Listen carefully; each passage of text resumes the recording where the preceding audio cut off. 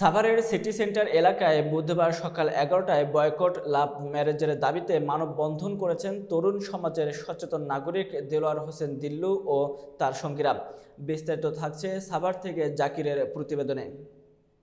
মানববন্ধনের নেতৃত্বে ছিলেন দেলোয়ার হোসেন দিল্লু, আহসানুল্লাহ, আলিফ হোসেন এবং জাহিদুল ইসলাম।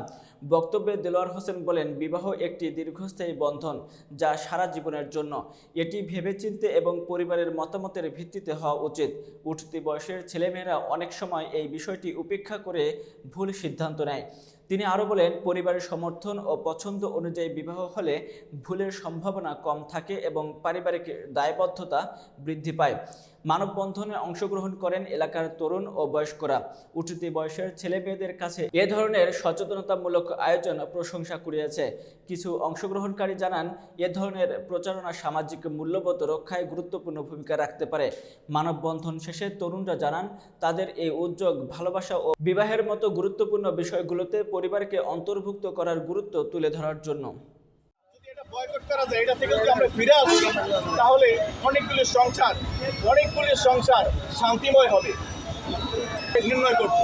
কিন্তু এখন আর এই জিনিসটা হয় না, হওয়ার সুযোগটাই নাই। তো আমার একটাই দাবি সবার কাছে, লাভ ম্যারেজ বয়কট।